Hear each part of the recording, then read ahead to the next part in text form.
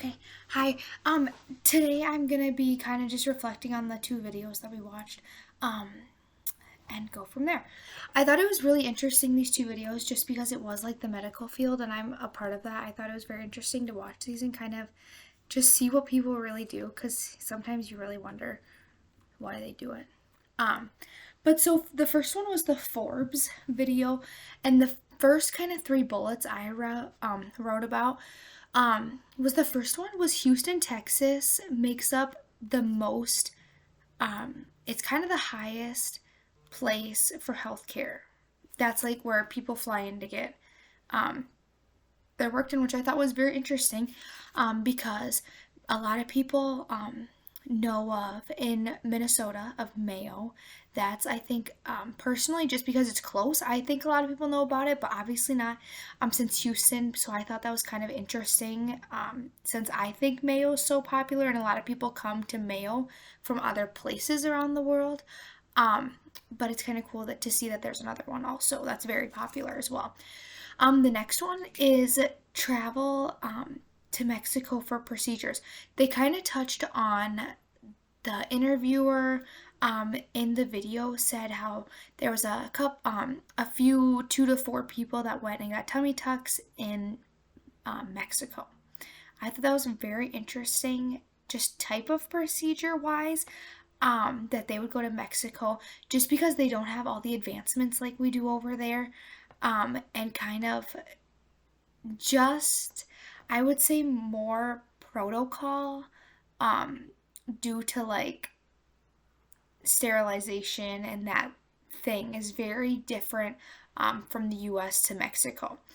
Um, Third thing I wrote was, I don't want to make this very controversial, but I just thought it was interesting. Abortions in other countries that are still legal. A lot of people, they said, go from the United States, go to these different countries that still have abortions legal, to go over there to get abortions, which I thought was very interesting that people are willing to travel that far to have those type of things done. Um, that was just something that just was very different to me. Um, and then the last thing from the video was about Ozempic. It's getting to be very popular now in today's world that a lot of people do the shot of Ozempic to lose weight, look better, feel better, reasons why. Um, but I thought it was interesting, a little fun fact. It says 10% of Ozempic prescriptions that are prescribed in Canada, so people that the prescriptions are prescribed in Canada, but 10% of those prescriptions are Americans.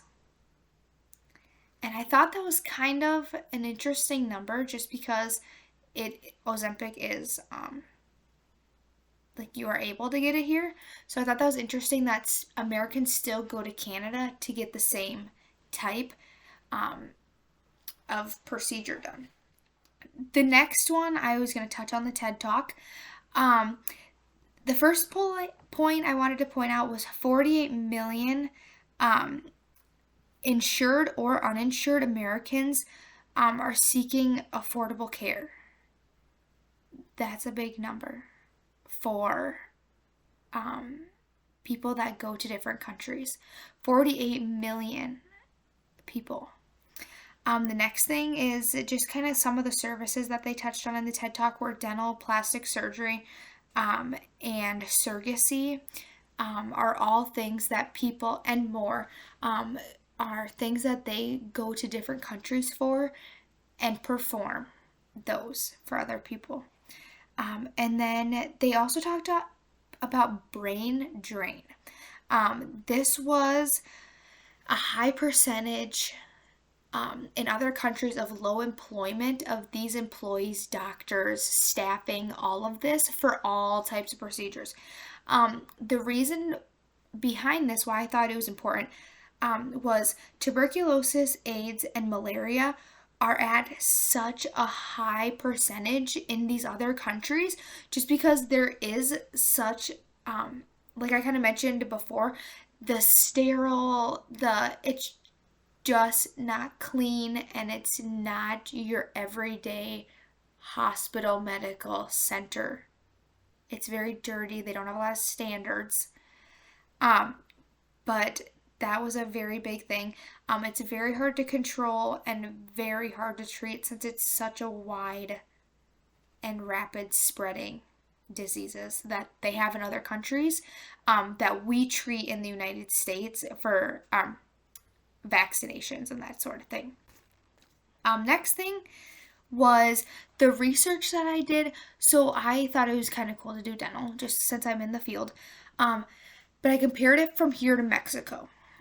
A lot of people that I know, I personally grew up with a kid in high school. He went and got ortho done in Mexico. He's originally from Mexico, but he's been living in the United States for quite some time now. And they actually went back for him to get ortho in Mexico. But I did veneers, which people kind of know is just like that cap that goes around your teeth, and it makes your teeth look super pearly white and fake. But the cost in the United States, averaging on the website, they said $2,500.